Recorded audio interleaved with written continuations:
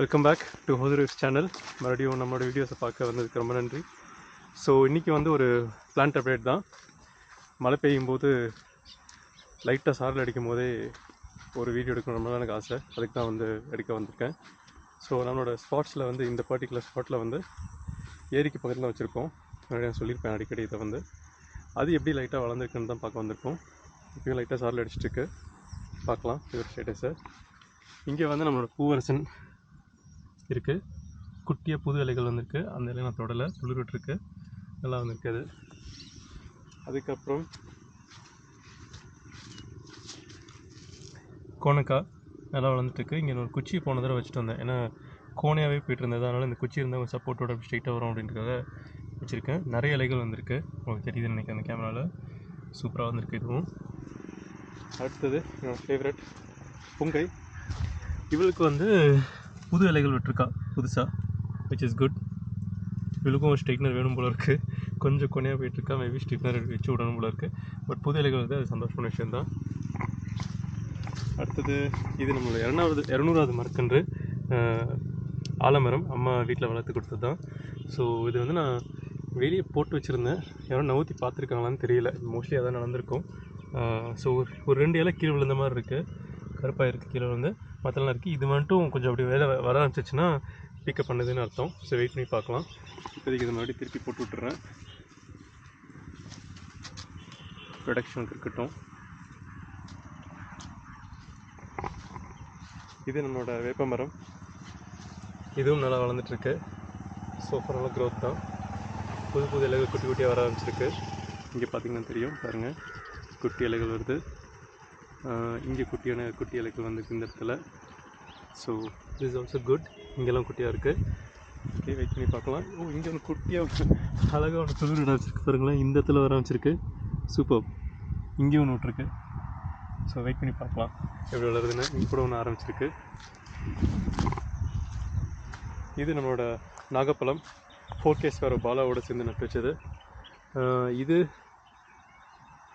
ஆமாம், புதுசாக குட்டியாக ஆரம்பிச்சிருக்கு க்ரோத்து. ஸோ விச் மீன்ஸ் ரூட்டை பிடிச்சிருச்சுன்னு நினைக்கிறேன். அவர் தான் அந்த ஸ்டிஃப்னர்லாம் போட்டிருந்தார், அந்த குச்சிலாம் வச்சு கொஞ்சம் ஸ்டிஃபாக வச்சுருக்காரு. இதுவும் நல்லா வளர்ந்துட்டுருக்கு. அப்புறம் இது பாதாம், இதுவும் சூப்பராக இருக்கிறது.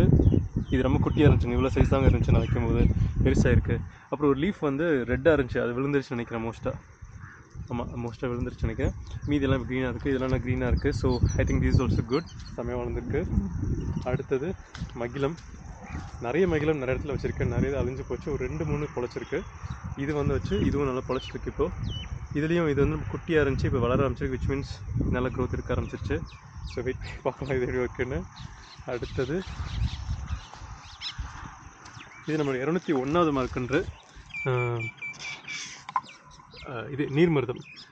நம்மளோட தென்காசி தங்கச்சி கவி, அவங்களோட பையன் சுகான் பர்த்டேக்கு ஞாபகமாக வச்சது, அதெல்லாம் மறக்க முடியாதெல்லாம். அங்கே கூட அந்த ஃபஸ்ட்டு காமிச்ச பூவரசன் கூட பார்த்தீங்கன்னா யஷ்வந்த் சாந்தியும் கார்த்திக் வியன் அவங்களுக்கு ஞாபகத்தை வச்சது. ஸோ அதுவும் நல்லா வந்துட்டுருக்கு. அண்ட் ஓகே, நம்மளோட செரி பழம் ஒரு கசகசா, இலையை ஃபுல்லாக சாப்பிட்டு சொல்லிருக்கு மாடு, விட்டு வைக்கல, ஒன்று கூட விட்டு வைக்கல.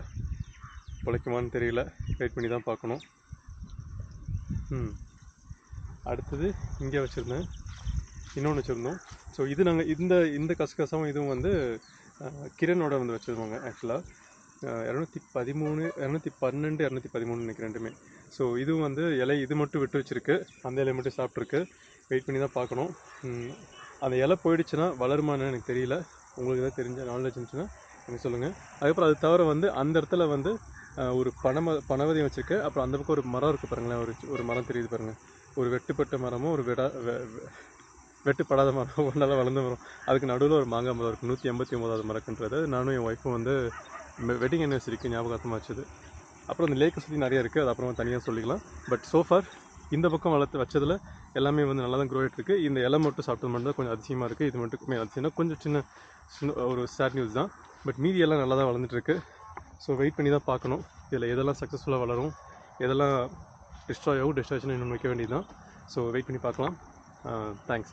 அண்ட் இந்த வீடியோ பிடிச்சிருந்துச்சுன்னா லைக் பண்ணுங்கள், ஷேர் பண்ணுங்கள், சப்ஸ்கிரைப் பண்ணுங்கள். அண்ட் நம்மள மாதிரி யாராவது நேச்சர் லவர்ஸ் இல்லை பிளான்ட் லவர்ஸ் யாராவது இருந்தாங்கன்னா அவங்க ஷேர் பண்ணுங்கள், அவங்களுக்கு யூஸ்ஃபுல்லாக இருக்கும். அவங்க எனக்கு கொடுக்க போகிற நியூ ஃபீட்பேக்ஸ் மூலம் எனக்கு யூஸ்ஃபுல்லாக இருக்கும். Bye friends.